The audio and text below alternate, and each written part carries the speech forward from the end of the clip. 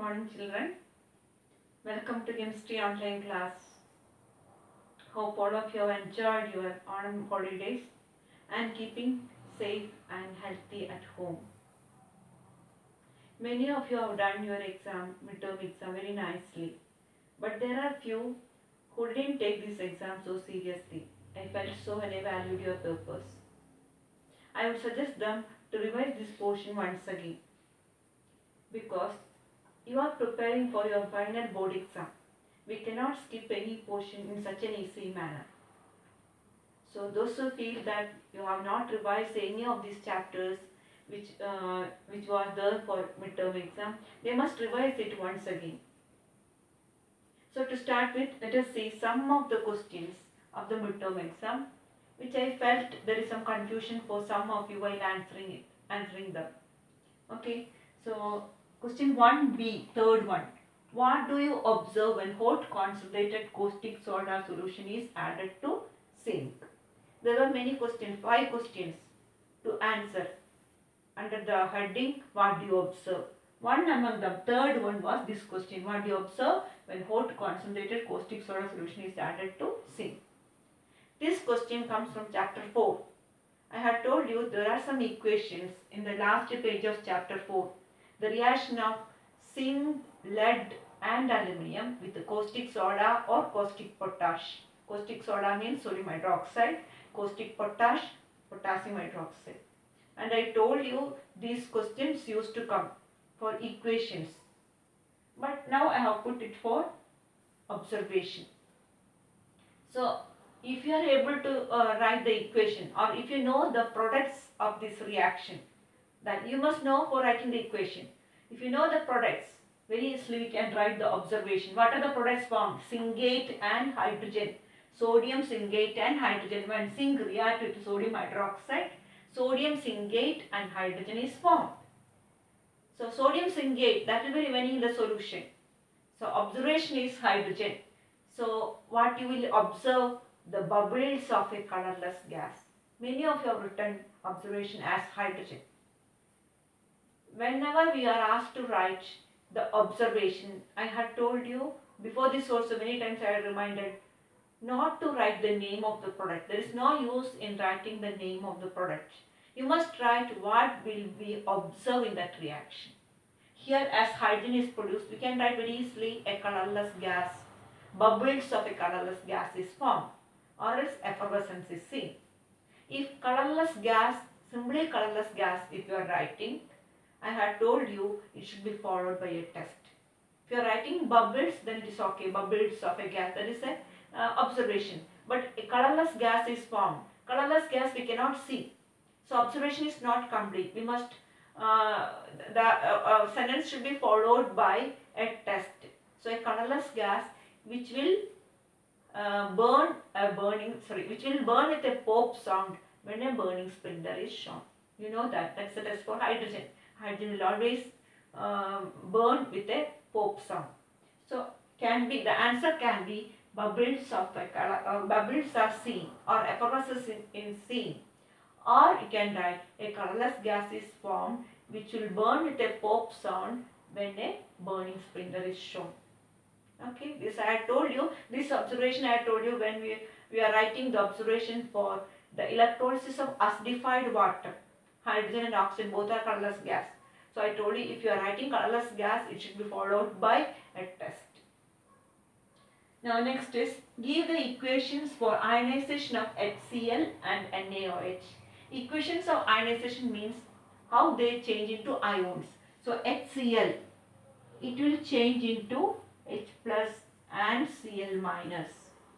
This is correct, and you can also write, I had told you, plus H2O because this ionization will take place in water. So you can write, instead of H plus we can write hydronium ion plus Cl minus. Both are correct. Or in this case you can write above the arrow H2O, presence of water it ionizes. So either this or this, both are correct. Okay. Now equation for ionization of sodium hydroxide. Simply this you can write like this, NaOH ionized into Na plus and OH minus. Here above the arrow write H2. This we have studied the ionization. See, this equations of ionization is mentioned in the syllabus. Equations of ionization of acid, bases and salt. So, should be thorough with such questions. Then, during the electrolysis of acidified water, what do you observe at cathode and anode? Just now only I told you. When water is electrolyzed, the products formed are H plus will go to cathode and OH minus will go to anode.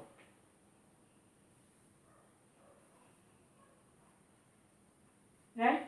So, what will you observe at cathode? H plus will get discharged. H plus 1 electron changes to H. H cannot exist independently. H plus H gives H2. So, what is observation? A colorless gas is formed which will burn with a pop sound when a burning splinter is shown. Here two OH minus will combine together to form H2O and O. O will combine together to form O2. So whenever OH minus get discharged at an anode, the product will be oxygen. So observation is again colorless gas. Both hydrogen and oxygen are colorless gases. So a colorless gas which will rekindle a burning splinter is formed. So that is the observation. But the next question is, what is the product formed at cathode and anode? It is here that you have to write hydrogen, oxygen. At cathode, hydrogen. At anode, oxygen. Name of the product is asked. What is the product formed at cathode, anode?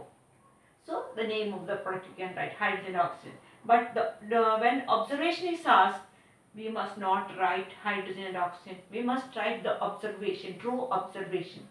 For both cathode and anode, colorless gases are formed, but the tests are different. Now, next question is in section B, section 2, third question, under the heading of give reason type of question, third one. Dilute hydrochloric acid is stronger than concentrated acetic acid. Many of you have written the answer as, you have directly quoted the same sentence given in the textbook. What is that?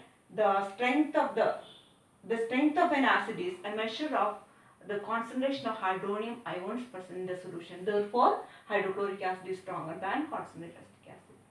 The answer is not complete. The strength of an acid, right, it is correct. Strength of an acid is a measure of the concentration of hydronium ions present in it. But what happens in this case that you didn't write? Here, in the case of hydrochloric acid, it fully ionizes and it produces therefore more hydronium ion. But in the case of acetic acid, partially ionized, so a less number of hydronium ions. Therefore, concentrated hydrochloric acid is stronger than concentrated acetic acid. So that we must think. Though in the textbook in a general way it is written like that. The strength of an acid is a measure of concentration of hydronium ion present in the solution. So we have to apply that into this particular case. Here, hydrochloric acid is a stronger acid because it fully ionizes and produces large number of hydronium ion. In the case of acetic acid, partially ionizes, so less number of hydronium ion in the solution. Therefore, hydrochloric acid is stronger than concentrated acetic acid. I hope it is clear. Okay. Now let us start chapter 7. That is about metallurgy. We have already seen what is meant by metallurgy in the chapter of electrolysis. What is meant by metallurgy? Metallurgy means extraction of metal from its ore or from its mineral. There are many minerals present on the earth crust. From that only we get metals. Metals are not available in the pure form in the earth's crust. So how will we extract? There are many methods to extract different metals from their minerals. So first of all, let us see what is meant by metal. You know, you have learned the properties of metals in our classes. Metals are hard solids, they are ductile, they are malleable, they can be drawn into thin wires. That is meant by ductility. Malleability means they can be hammered into thin sheets. Okay, and they have high melting point, boiling point also high tensile strength, high density, etc. So such elements are known as metals. Elements are divided to metals and non-metals. So those elements which have these properties, they are known as metals. Now, on the earth's crust, there are many compounds of metals. They are known as minerals. Minerals are naturally occurring compounds of metals present on the earth's crust, and these minerals are mixed with earthly impurities like sand, clay, mud, etc. Because we are getting this mineral from the earth crust, so all these earthly impurities also will be mixed with the mineral. So, but all these minerals we cannot use for extracting a metal. We select from many minerals, we select some minerals for extracting the metal based on the effort. If we can extract a metal from a mineral with less effort and lower cost, such minerals are taken as ores. So what is the difference between minerals and ores? Minerals are naturally occurring compounds of metals found on the earth's crust. They will be mixed with earthly impurities like sand, clay, mud, etc., rocky particles, etc. Ores means the minerals from which we extract the metal with less effort and lower cost. The minerals from which we extract the metals commercially with less effort and lower cost. Such minerals are known as ores. So all ores are minerals, but all minerals are not ores. Okay. Now in your textbook, when you look into that, page 122, second column, last you will see minerals and ores. Those two paragraphs put within brackets. Okay. Then in this chapter we have to study about the extraction of aluminium. That only we need to study. But in the syllabus, this difference minerals and ores are mentioned. So that you put within bracket. Now see what are the ores of aluminium. Common ores of aluminium are cryolite,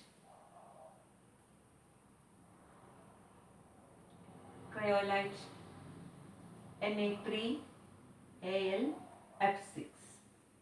Then alumina or bauxite,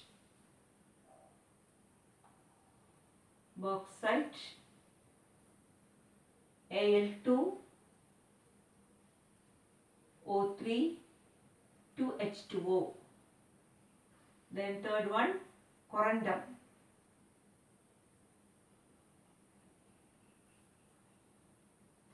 Al2O3. These are the ores of aluminium. Na3Al, F6, that is known as cryolite, bauxite Al2O3 2H2O, corundum Al2O3. So in that page 123, you will see the common ores of iron, aluminium and zinc are given. There you mark the common ore of aluminium within brackets. So I asked you to mark only these two paragraphs in page 122, two paragraphs to show the difference between minerals and ores, and in page 123 these common ores of aluminium. That only we need from that 7a. Then 7b is not there in the syllabus. Now we will pass on to 7c, extraction of aluminium. Okay, so these things from 7a you should mark the ores of aluminium and the difference between minerals and ore. So let us see the extraction of aluminium from its ore. The method is known as Hall and Herold's method, and the ore used is bauxite. The formula Al2O3 2H2O. This is the ore used for the extraction of aluminium. As I told, the ore will contain earthly impurities like sand, mud, etc. because we are getting it from the earth crust.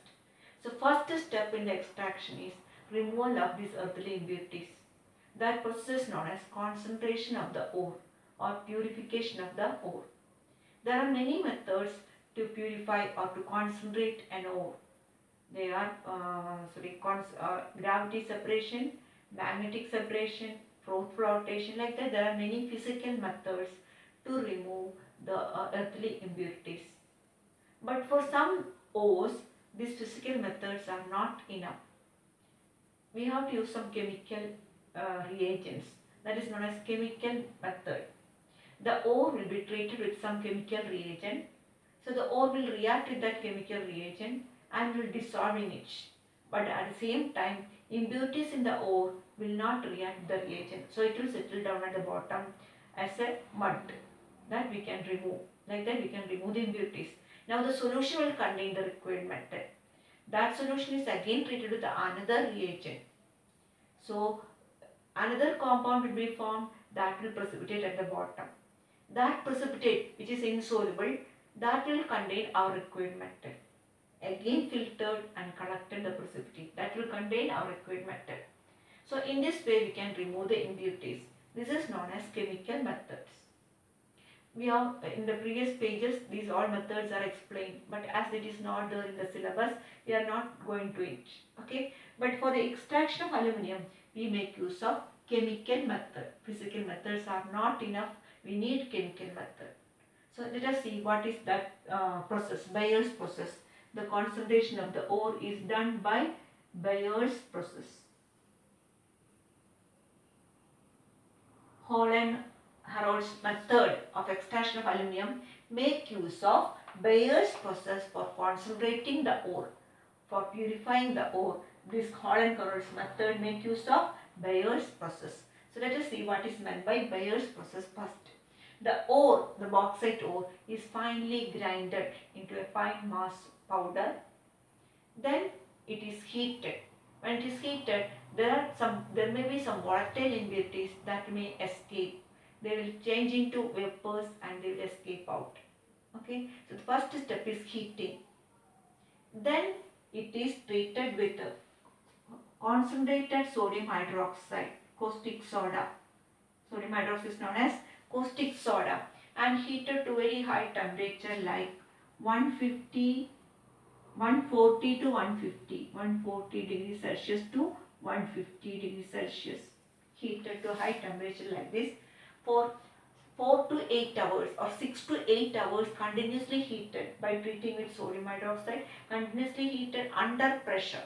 So all the conditions are extreme conditions, high pressure, temperature and heated for 6 to 8 hours with sodium hydroxide or caustic soda. Then this will dissolve in it and form two other products. They are sodium aluminate, NaAlO2 plus H2O. Two compounds are formed. We have studied the reaction of alumina with NaOH in chapter 4 because of the amphoteric nature of aluminum oxide like lead oxide, zinc oxide, D3 oxides. They are amphoteric. They will react with alkali to form aluminate, plumbate, zincate. Same reaction. Here there is water crystallization. That is the only difference. Okay. So here you get this aluminate and water. Sodium meta-aluminate and water is formed. Now the impurities present in the bauxite will not react with this sodium hydroxide. So it will settle down at the bottom. It will be as a mud. It will be seen at the bottom of the vessel. And it will be red in color because of the impurities. Iron oxide, ferric oxide is there. Its color is red. Titanium oxide is there. Actually, this ore, bauxite ore, contains 60% only alumina. The remaining 40% is impurities. Okay, so all these impurities, they are not reacting with sodium hydroxide. They will settle down at the bottom. And it is red in color. Therefore, this is known as red mud. It is known as red mud. Why it is red in color? Because of the presence of ferric oxide as an impurity. The other impurities are titanium oxide also. Sand, these are the impurities. Now filter it and remove the impurities. Solution contain our required metal, aluminium, in the form of sodium aluminate. Now cool it and dilute it with water to 50 degrees Celsius.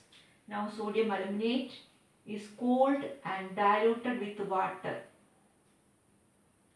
Plus water, then it will be hydrolyzed to two bases, NaOH and aluminum hydroxide. This way you can remember it. No other equation you will learn like this. Two bases are produced in an equation. Now you will see such an equation. That is the way to remember this particular reaction. Sodium aluminate react with water to form sodium hydroxide and aluminum hydroxide. Both are hydroxides. Okay. Now here you know this is an alkali. So it is soluble. But aluminum hydroxide is not an alkali. It is insoluble base. So this will settle down at the bottom. In this case, impurities settle down at the bottom, it is removed. Here, aluminum hydroxide settle down at the bottom that contain our required metal aluminium. Okay. So when it settle down at the bottom, filter and collect the residue. In this case, we filtered and removed the residue because it was the impurities. Here, second stage, filter and collect the residue because the residue contain our required metal. Then that residue, the insoluble substance is washed, then dried well. Then after that, it is ignited to 1000 degrees Celsius. A low price. It is ignited to 1000 degrees Celsius. At such a high temperature, it is ignited. Then it will change to Al2O3 and H2O. Like that, we get our required metal in a compound form, aluminum oxide. So these are the three stages in the concentration of bauxite. This is known as Bayer's process. I will explain once again. First, bauxite is taken and finely grinded into a fine mass of powder. Then it is heated to remove the volatile impurities which will change into vapor form on heating. They will go out as vapors. Then it is treated with sodium hydroxide and heated to 140 degrees Celsius and under pressure. High pressure is also needed. So, sodium metaaluminate in water is formed. Impurities will not react to sodium hydroxide, so it will settle down at the bottom. And then it is filtered and removed. The residue is removed because it is the impurity, red mud. Then the solution contains our required metal, sodium metaaluminate. It contains aluminium. Now that solution is taken and cooled to 50 degrees Celsius and diluted with water, 50 degrees Celsius and diluted with water. Then it will hydrolyze into two bases, sodium hydroxide and aluminum hydroxide. Here aluminum hydroxide is insoluble, so that will be precipitating. Okay, and then it is washed, dried and ignited at 1000 degrees Celsius. So it will change to alumina and H2O. H2O being water vapor, it will go out and you will get alumina. These are the three steps in Bayer's process. Very important. It used to come for the exam many times. There is no question paper without any one question from the extraction of aluminium. Most probably in section B, 5 mark, 10 mark question will come from the extraction of aluminium. Sure. So here we need how to balance this equation. These equations are asked many times. We need to balance that also. Let us see how to balance this equation. First equation.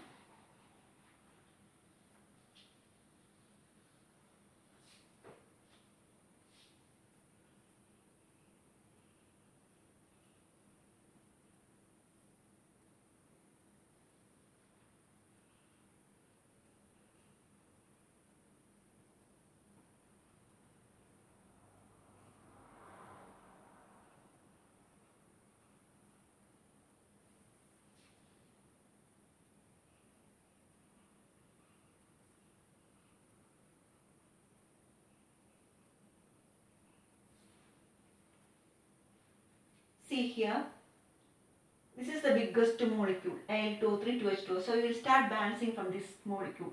2 aluminum is there, here only 1 aluminum. So I put 2 here.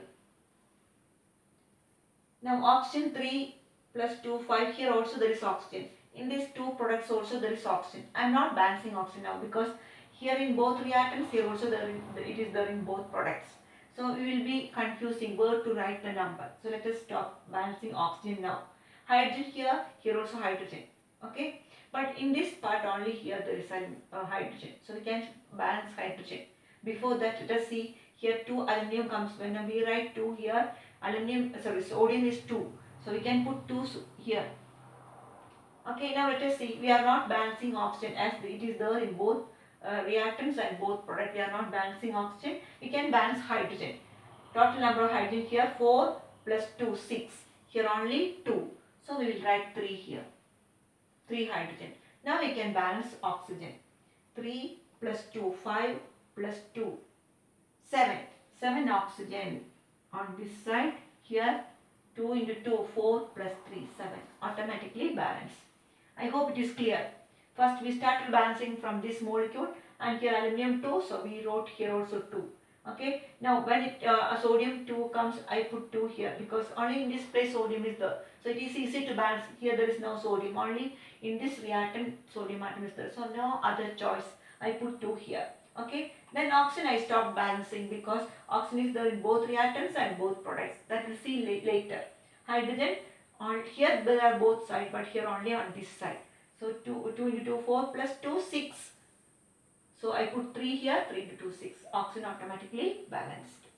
Now see here, next equation. This is the biggest molecule. One sodium, here one sodium, one aluminium, one aluminium. Okay, oxygen, these two reactant, here also there are two, both the products there is oxygen. So let us balance hydrogen, 2 hydrogen. Here 3 plus 1, 4. So I put 2 here. Okay, now we can balance oxygen. 2 plus 2, 4 oxygen. Here 3 plus 1, 4 oxygen. Oxygen is automatically balanced. Now see aluminum hydroxide. This is the biggest molecule, 1 aluminium. Here 2 aluminium. So I put 2 here. Then oxygen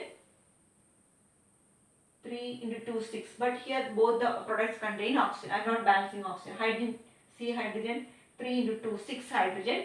Here 2. So I put 3 here. 6 hydrogen, here also 6 hydrogen. Now let us see oxygen. 3 into 2, 6. Here 6 oxygen. Here 3 plus 3, 6. Both are balanced. Okay. So this equation write by yourself in the rough book and balance yourself. Very important equation. You can write in the textbook now itself. These equations are very important, these 3 equations. Okay. So today we are concluding the class. Next class we'll see the remaining part of the extraction. Okay, thank you.